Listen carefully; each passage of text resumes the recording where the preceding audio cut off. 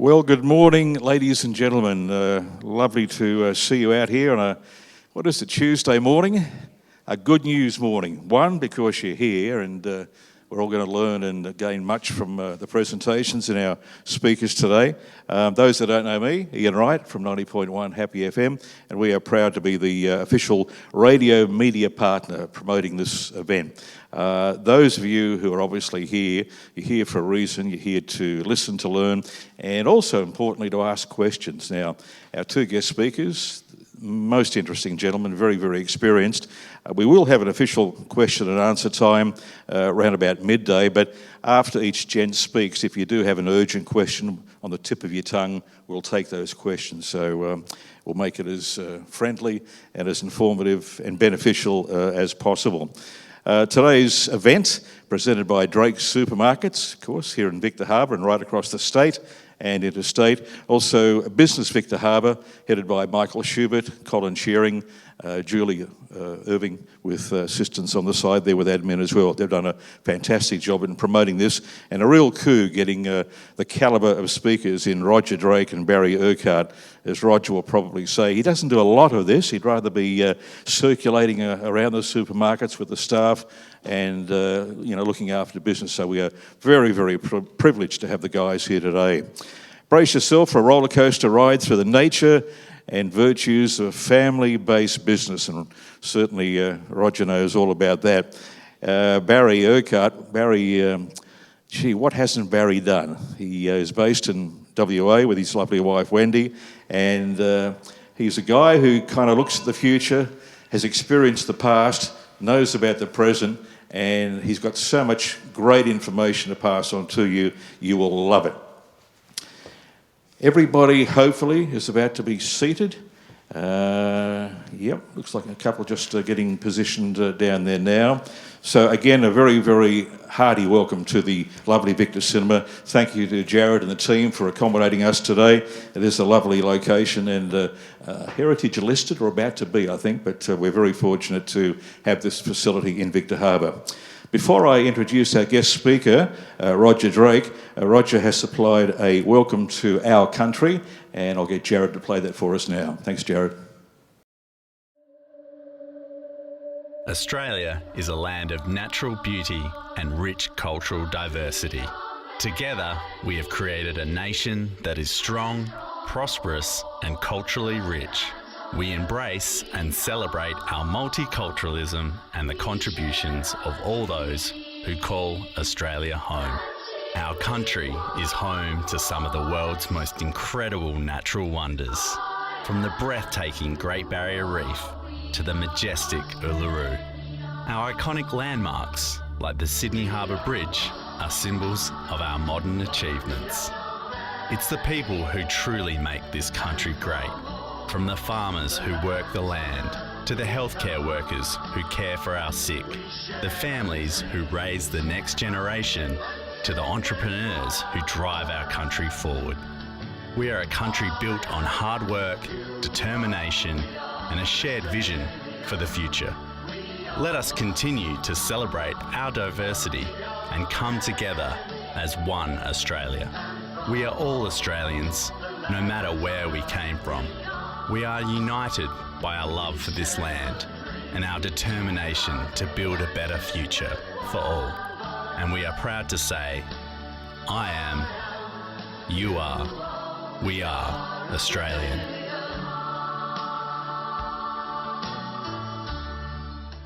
It's a delight to welcome the Managing Director of Drake Supermarket, Roger Drake. Thank you. Is that all working? Good. Look, just a little bit about where our company started from. We've been in business nearly 50 years next year, started on April Fool's Day. Does that tell you something? That I was a young kid that probably wanted to be a doctor, but unfortunately Mum and Dad couldn't afford to send me to uni. I went down to, there was a Coles store and a Woolworths store at the end of the street. I went to Woolworths and had an interview, and they said I wasn't suitable for retail. So I then went across to Coles, and I spent 8 years with Coles. Because I suppose my parents didn't have any money, and I knew that if I wanted to achieve something, that there was only one way. So I've done everything from serving on the tables. I've worked in the Holden Hill bottle shop. I've cleaned the Clovercrest indoor swimming pool at midnight. So again, I wasn't afraid to put in those extra hours, and I think that's what everybody in business has to do. Sure, it's had its price, there's no doubt about it. If anything has suffered, it's probably been my family. But again, I'm lucky enough to say that now that they look back and enjoying the things of the hard work. John Paul, you would have, for those that he's big on social media, he doesn't need his father, but he started in the stores like everybody else in the organisation. And he was the first kid to be dropped off at sport and the last kid to be picked up. And unfortunately, that was the way it was, because there was no option for me when we first started our first store, it went from a dress shop after we sold it, and then we opened our second store.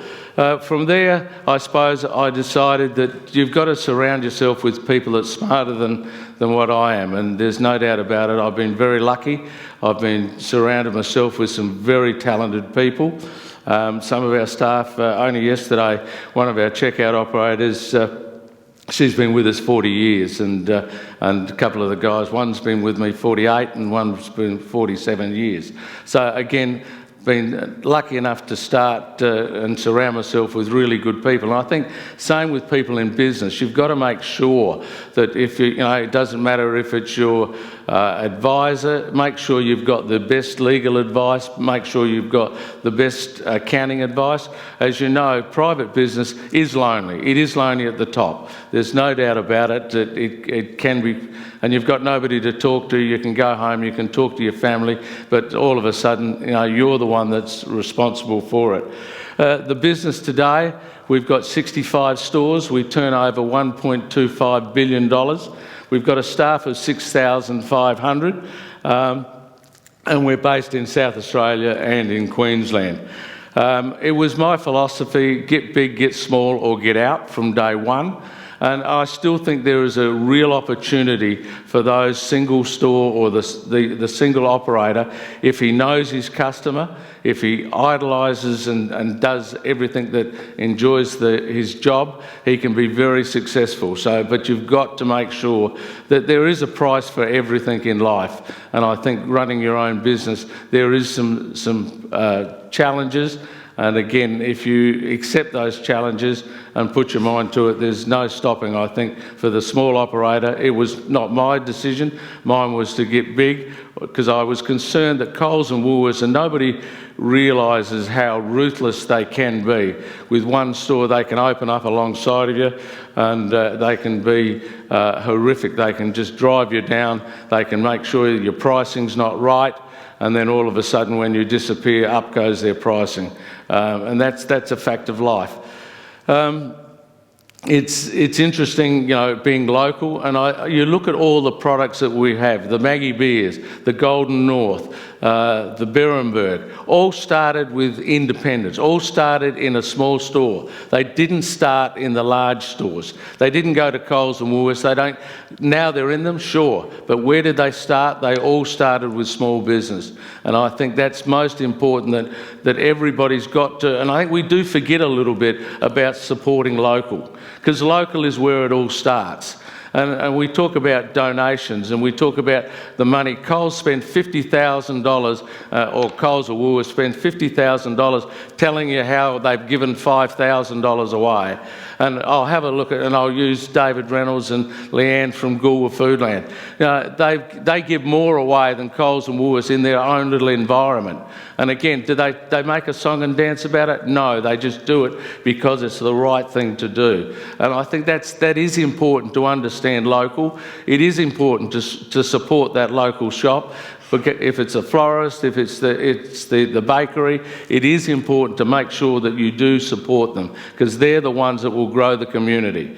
And unfortunately, when the big guys get big, it's amazing. They can just do whatever they want, and once they've got control, they can then put their prices up. You know, we've seen it with milk. You know, when we had milk at $1, you know, oh, this is terrific. And now, what did it? It forced a lot of our dairy farmers out of business. You know, it was never sustainable, but all of a sudden, oh yeah, well, we've got somebody from the UK, we'll live on UHT milk. No, we won't. Australians are all about fresh milk. They wanted the quality of fresh milk, and it was staggering that they've ruined so many good dairy farmers. They said, why should I work 24/7, 7 days a week, and produce milk for less than what it's costing us?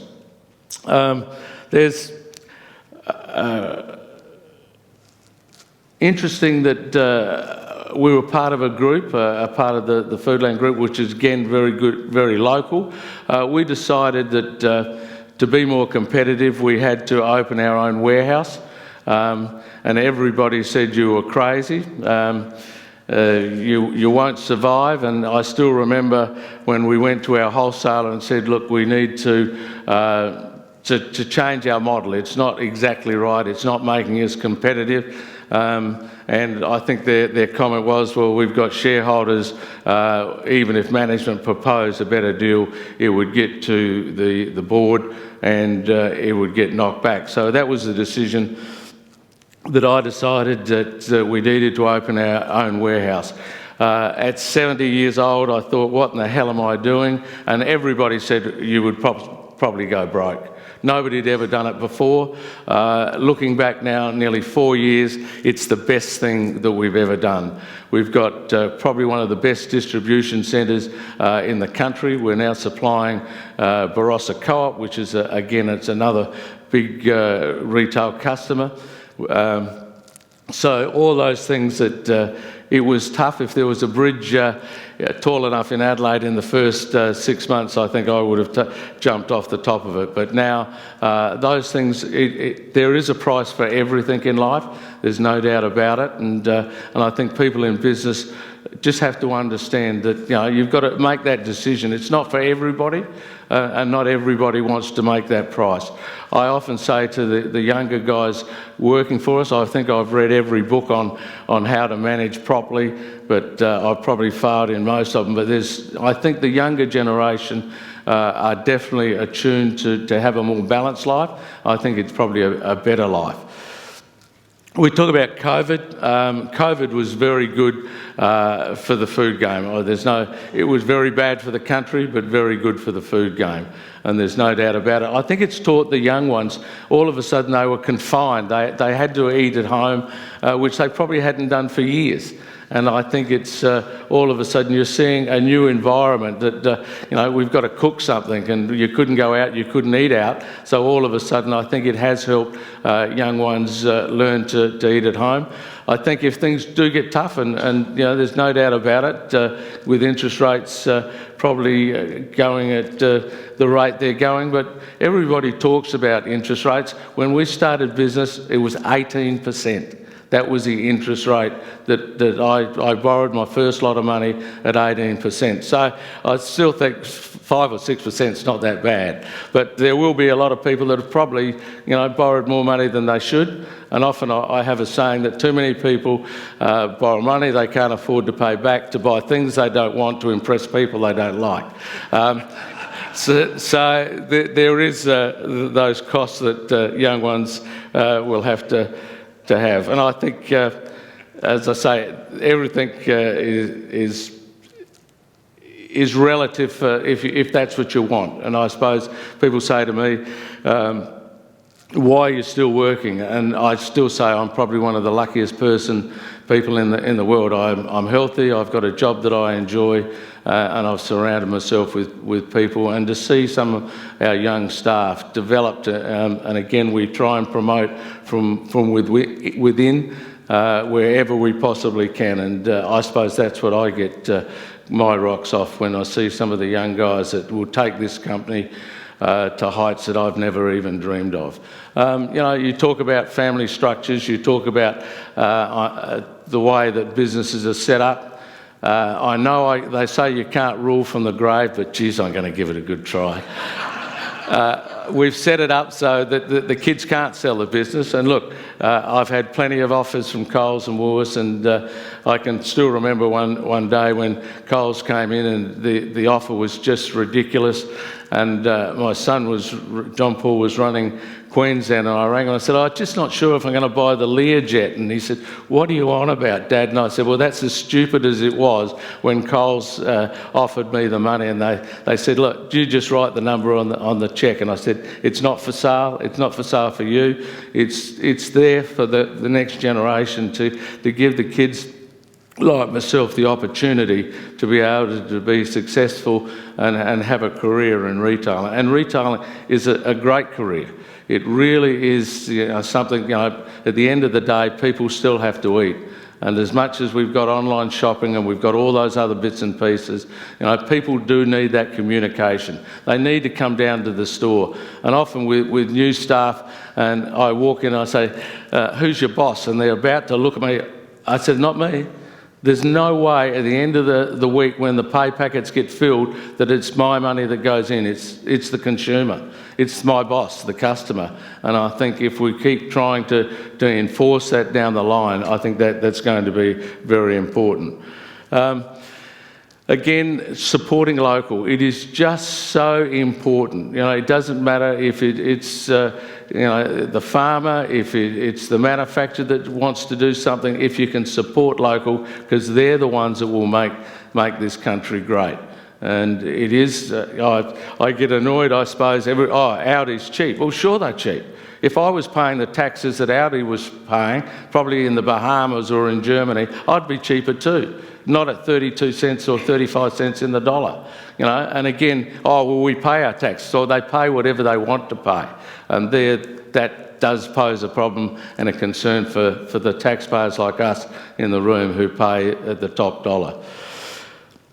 A couple of things that, as far as I think that I want to try and enforce is a couple of things that any staff that leaves, and we've had a lot of staff over the time, young kids that start off at 14 and 15, work through to their 18 and go on to do whatever they want. And there's a couple of poems that I think that are important. I have them framed in my office, and I thought if I could just share them with you.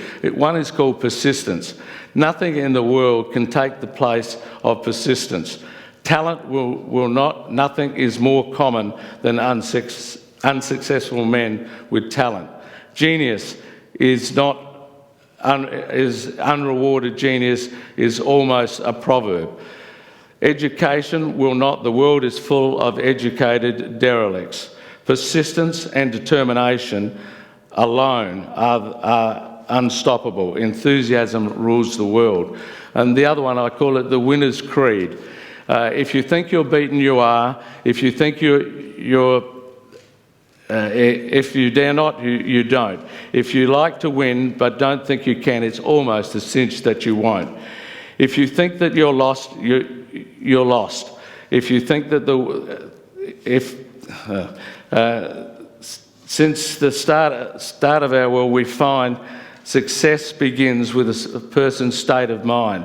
It's all in the state of the mind. Life's battles don't always go to the fastest or strongest person, but sooner or later, the person who wins is the person who thinks he can. And I think that sort of sums up that my life, I suppose. I've been lucky, there's no doubt about it, and I think somebody said that if they threw me into a bucket of shit, I'd come up with a Mars bar, and I probably believe it, and I think that is important. You've got to believe that you can do it, because you've got everybody around you that's saying, it's not possible. It's not possible with Coles or Woolworths or Audi, And again, it is possible if you put your mind to it. And sure, will it be easy? Of course not. If it was easy, somebody else would have done it. So it is important that it doesn't matter what you're doing. If you're selling groceries, you're selling law, or you're selling garages, it is important that there will always be some tough times. and it is important to make sure that you hang in there, because there'll be a lot of people saying that you can't do it. There'll be a lot of people saying, oh, I don't know why you're doing it, you're crazy. But again, you've got to have that belief in yourself, and I think, and surround yourself with people that really will give you honest advice. Not people that will just say, yeah, that's okay, but somebody that, and again, finding that person is not always easy.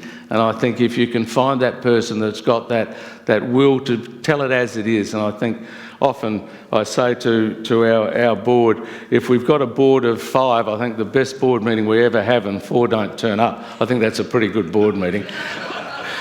But if we're all thinking the same, I think there's probably 4 people in that room that I don't need.